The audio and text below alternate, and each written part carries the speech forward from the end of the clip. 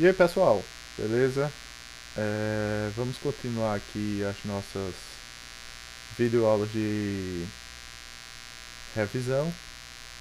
E a gente tinha parado, galera, nos critérios para a escolha das memórias. E a gente parou na famigerada frequência, né? Que nas aulas presenciais muita gente teve dúvida, muita gente demorou um pouquinho para pegar, mas que na prova eu vi que vocês já estavam, pelo menos boa parte das duas turmas, né, da 911 e da 921 já estavam dominando. Então, galera, vamos dar uma olhada aqui nessa questão da frequência. Galera, é, da mesma forma que o nosso processador, a memória RAM também possui uma frequência expressa em Hertz. Na realidade, não é só o processador, os barramentos, todo o sistema ela possui esse ciclo de clock, porque vai determinar a organização das atividades da máquina. Ou seja, como a linha de montagem, em transferência, em operações e tudo mais. Ela sincroniza todas as operações da máquina. Essa frequência na nossa memória RAM, ela diz o que? É a capacidade de transferência de dados é, que a memória RAM consegue transferir para o processador e vice-versa. Agora, como a gente já viu, a cada ciclo de clock, uma memória do tipo DDR consegue transferir duas instruções, duas palavras de 64 bits, enquanto a SDR só transfere uma palavra de 64 bits. O que isso significa? Entra aquela questão da gente, pessoal, das frequências reais e efetivas. A frequência efetiva da memória DDR é o dobro da frequência real. Por quê? Porque na DDR, como ela consegue transferir duas palavras por ciclo de clock, o que é que vai acontecer? É como se a gente dobrasse a taxa de transferência dela, teoricamente. Então vamos lá. Aqui a gente tem os tipos de memória DDRs. Atualmente nós estamos no padrão DDR4, que é esse cara aqui. E a taxa de transferência, galera, como é que ela é calculada? Como é que essa taxa de transferência a gente pode fazer o cálculo dela? Olha só, deixa eu puxar aqui, deixa eu ver se eu coloquei algum exemplo de taxa de transferência aqui no slide. Se não, a gente vai fazer de outra maneira, não se preocupem. Aparentemente não. Então vamos lá. Galera, se a cada ciclo de clock, certo? A cada ciclo de instrução, olha, falando de processador, desculpa. Se a cada ciclo de clock, a nossa memória RAM, ela é capaz do tipo DDR, ela transfere duas palavras de 64 bits. Então vamos lá. Imagina o seguinte, eu vou pegar aqui, vou até usar o Paint para me auxiliar. Deixa eu levantar ele aqui, colocar ele com tamanho maior. Olha só a loucura, cadê o lápis do Paint? Então pessoal, vamos supor o seguinte, assim, peraí, aqui. Então, a cada ciclozinho que eu fizer, aqui, rapaz, eu brincava tanto com isso quando era criança, acredito que vocês também. Então a cada ciclo, vou desenhar bonitinho, ó, fazer uma obra de arte aqui. Ó, ficando legal, ó. Então a cada ciclozinho desse, deixa eu colocar aqui.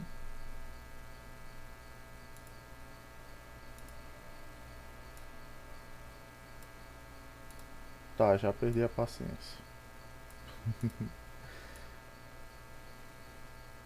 Pronto.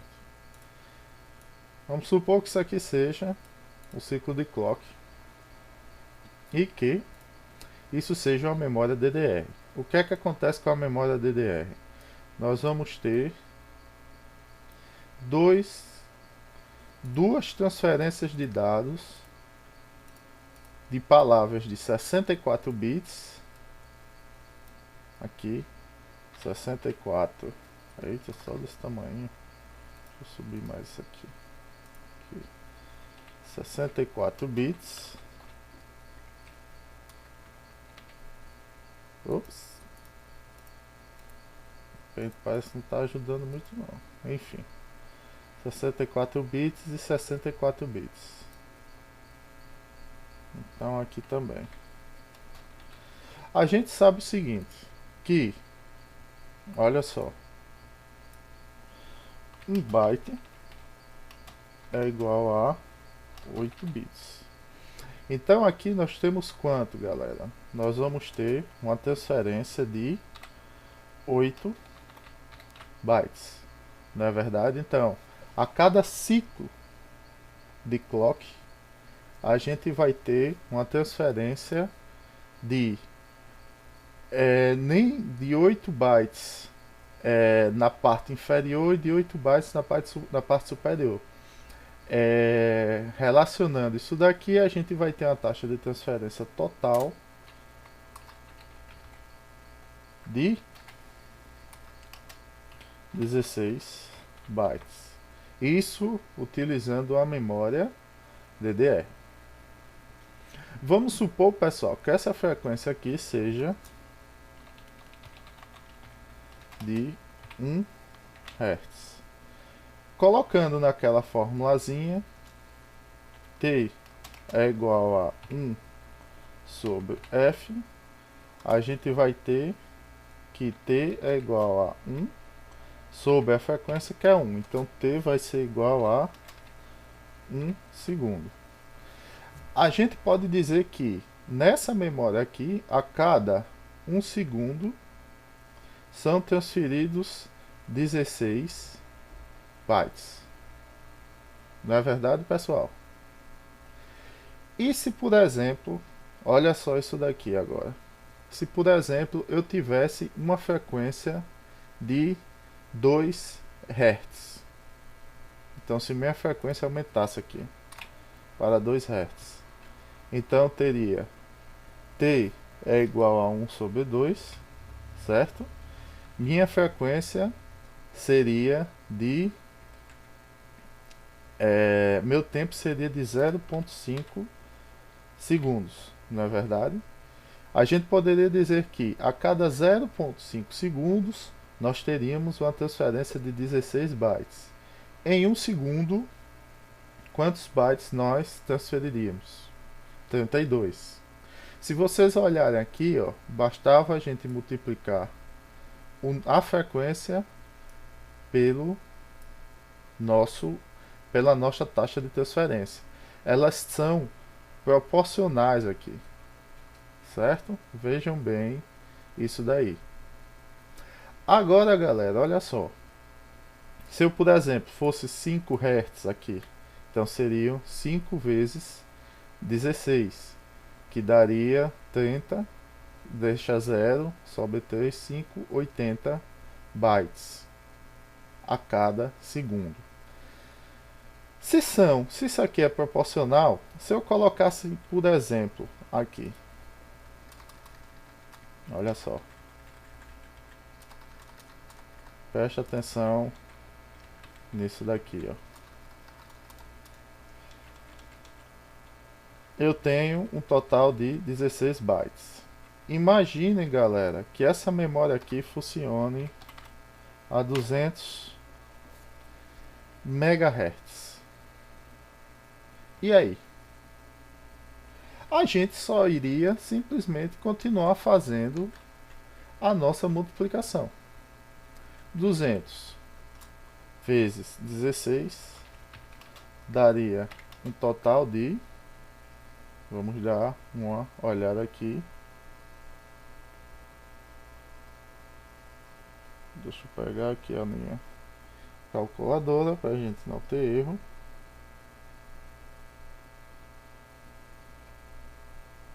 (200 vezes 16) nós iríamos ter 3.200. Só que, olha só, aqui nós temos 200 MHz. O que significa o megahertz? É na casa dos milhões, ou seja, 200 milhões de ciclos de clock em um segundo. A gente também tem megabytes, não é verdade? Se lembra que a gente tem o byte, kilobyte, megabyte, gigabyte, tudo, e assim vai. Terabyte, petabyte. Acredito que vocês viram isso em informática básica. Então, se aqui está em megahertz, e por exemplo, a gente deu um total de 3.200, esses megahertz de milhões aqui, de milhares, vai estar também aqui, quando a gente transformar, eles vão estar diretamente em megabytes por segundo. Por quê? Porque eles são diretamente proporcionais, galera. Existe uma proporção nisso daqui. Por exemplo, se a gente tivesse em kilohertz aqui, kilohertz está na casa dos 1000. Aqui seria 3.200. Olha só, 3.200 kilobytes por segundo. Quanto é que daria isso? Esses 3.200 kilobytes em bytes. Só é a gente multiplicar por 1024. Se a gente quisesse mega, só era dividir por 1024. Então, galera, é só relembrando essa proporção. Lembra só, megahertz, megabytes, kilohertz, kilobytes, hertz, bytes, gigahertz, gigabytes e por aí vai. Então nossa taxa de transferência aqui está nos 3.200 megabytes por segundo. Agora, pessoal, vamos supor que essa memória aqui seja SDR. Então ela não vai ter isso daqui, olha só. Ela não vai ter a borrachinha. Essa borrachinha ela fica maior, não fica? Tem um jeito de fazer essa borrachinha ficar maior. Achei. Então aqui nós não temos mais a nossa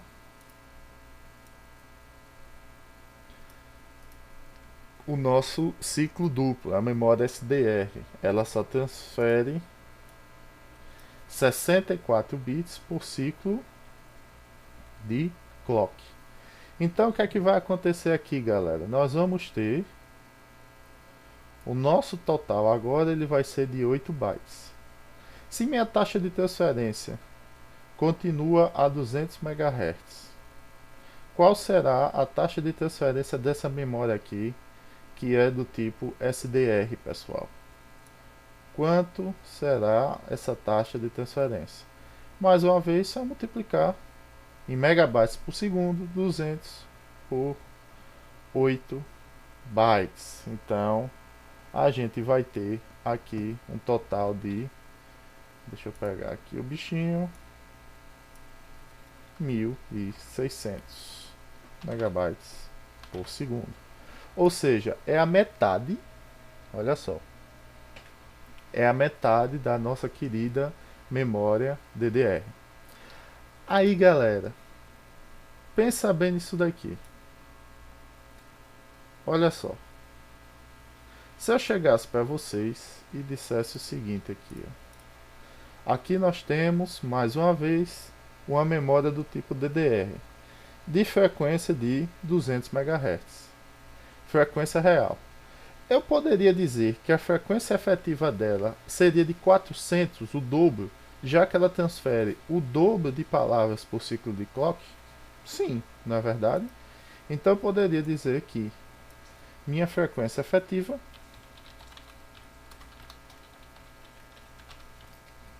seria igual a 400 MHz. E para calcular a taxa de transferência agora, em megabytes por segundo?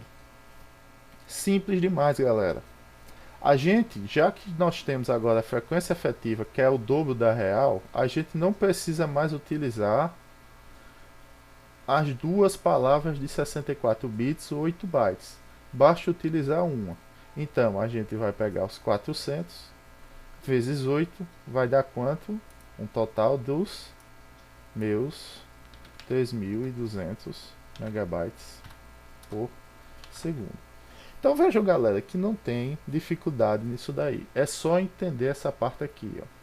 A DDR, ela transfere duas palavras de 64 bits a cada ciclo de clock, cada ciclozinho do relógio, e a SDR, ela só transfere, cadê a nossa querida borrachinha? Ela só transfere uma palavrinha. Galera, e nas memórias, como é que isso vem ilustrado? Como é que essa taxa de transferência ela vem ilustrada? Geralmente, pessoal, ela vem ilustrada assim, ó. PC 3200.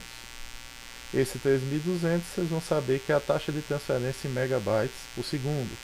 Sei lá, PC 1600 e por aí vai. Beleza, galera? Então, isso, pessoal, é a frequência.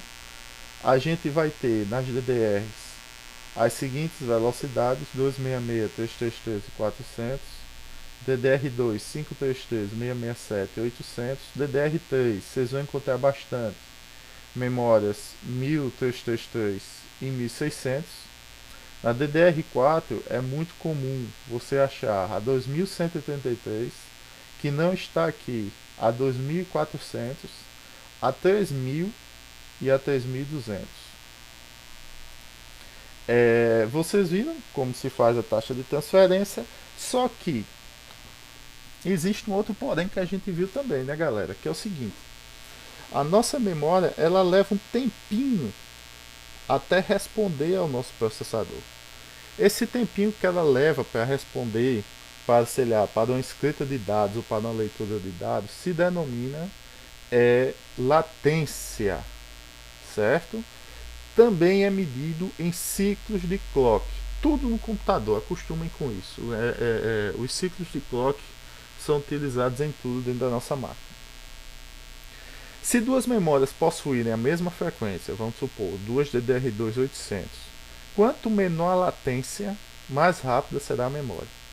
Existem, pessoal, diversos tipos de latência. Existe essa latência que eu falei agora para vocês, existe a latência do tempo em que o CAS demora, ativou o CAS e o tempo de demora do CAS para o RAIS. Bom, existe uma infinidade de latências. Quando você trabalha com overclock dentro do BIOS, você consegue manipular muitas delas. Mas para os nossos fins, basta a gente saber a latência principal, que é a CAS. Então, pessoal, primeiro vamos fazer um exemplozinho aqui para a gente entender. Imagina uma memória DDR3 de 1373 MHz e latência de 7. Quanto tempo ela demora para entregar os dados ao controladorzinho de memória dela? Então vamos lá. Primeiro a gente tem que lembrar que se trata de uma DDR. Se é DDR, a frequência que aparece lá é a frequência efetiva. Mas para o cálculo da latência a gente precisa da frequência real. Então a gente pega a frequência efetiva e divide por 2. Então a gente acha a sua frequência real de 667 MHz. Ou seja, 667 milhões de ciclos de clock em um segundo. Quando a gente coloca naquela forma t é igual a 1 sobre f para a gente descobrir o tempo de duração do ciclo de clock, a gente vai ver que cada ciclo de clock desse leva 1,5 nanosegundos. Vejam como as coisas são rápidas, pessoais. Olha só, 1,5 nanosegundos. É muito rápido, a gente não tem noção disso daí. Então, galera, se um ciclo de clock leva 1,5 nanosegundos, o tempo de resposta da memória será de 7 vezes o tempo de ciclo de clock. Por quê? Porque a latência é de 7 ciclos de clock para responder. Olha só o tempo, 10,5 nanosegundos para responder a nossa controladora de memória lá no nosso processador que fez a requisição. Gente, é muito rápido. Para a gente, né, para fins computacionais ainda tem uma latência, ainda tem uma demorazinha, porque o processador ele trabalha ainda mais rápido, por incrível que pareça, do que isso daí. Quanto menor a latência, pessoal, em frequências iguais, melhor. Então, coloquem isso na cabeça de vocês. Capacidade, isso é meio óbvio, né? Quanto maior a capacidade de armazenar da nossa memória RAM, mais programas poderão estar executando ao mesmo tempo, né? Ele vai poder armazenar mais. E a gente também evita o conceito de memória virtual, que é utilizar o HD, a memória secundária, como parte da memória RAM. Esses conceitos, obviamente, a gente vai ver só mais com calma no terceiro ano, em sistemas operacionais. Por enquanto, pessoal, se vocês forem montar um computador, é recomendável vocês terem no mínimo 4 gigas de memória RAM. É o mínimo do mínimo para fazer as atividades básicas e rolar um sistema operacional como um Windows 10 de forma satisfatória. E por fim, o fabricante, pessoal. Alguns fabricantes que eu recomendo: Corsair, Kingston, G-Skill. Deixa eu ver mais aqui. Outras marcas. Team Group também é uma boa memória. Deixa eu ver mais aqui. Eu estou tentando lembrar de cabeça. Mas tem outros que vocês devem evitar. Não vou dizer aqui porque é em vídeo, né? Pode dar problema. Mas vocês já sabem, eu já falei para vocês. Eu estou tentando lembrar. A Smart também é uma memória muito boa. Então, nós temos. Tinha até esquecido disso daqui, ó. Nós temos, pessoal, a memória cache também. O termo se diz cache. Significa escondido. Essa memória, pessoal, a gente viu que a memória RAM ela tem uma latência, ela demora um pouquinho para responder. Visando, olha só, a gente viu numa memória, no exemplo ali, que ela demoraria 10,5 nanosegundos. Visando diminuir ainda mais o tempo de resposta, entre a memória RAM e o processador foi colocado mais uma memória, do tipo Static RAM, uma memória de altíssima velocidade. Essa memória, denominada memória cache. O que é que ela vai fazer, pessoal? Ela vai armazenar as palavras que são mais utilizadas pelo nosso processador. Quem fizer um curso superior na área de informática e chegar na disciplina de arquitetura de computadores vai estudar bem o que é a memória cache e o mapeamento dela, como é que ela é mapeada, como é que as palavras, né, são transferências de blocos, são transferidas da memória RAM para a memória cache e os algoritmos que são utilizados. Mas para os fins da nossa disciplina atual, lembre-se, quanto mais memória cache, melhor. E essa memória vem direto no DAI do processador, pessoal. Então ela não pode ser, ela não sofre, vamos dizer assim. Eu não posso alterar a quantidade dela, como eu altero a memória RAM. Eu encaixo a memória RAM no computador. A memória cache não. Ela já vem soldada porque ela fica muito próxima do núcleo do processador. Então essa daí não tem como alterar. Só vocês fiquem cientes. Quanto maior a memória cache, mais rápido o computador, o processador fica. Tanto que a AMD hoje utiliza essa estrutura, né, colocando muita memória cache nos processadores dela. Isso aqui a gente pula. Só revisando, pessoal. Memória cache. Memória cache. Desculpem. Apesar de se escrever cache, é cache. Memória cache é principal e volátil. Memória RAM principal e volátil também, ou seja, o que significa a volatilidade. Desligou a energia, acabou os dados dela. Discos rígidos e SSDs, memória secundária, grande celeiro de armazenamento de dados, do tipo não volátil. Pessoal, façam os exercícios de fixação. Quem já fez, revise-os, coloquem no SIGA A. No mais é isso. Fiquem com Deus e até a nossa próxima aula. Um forte abraço, galera.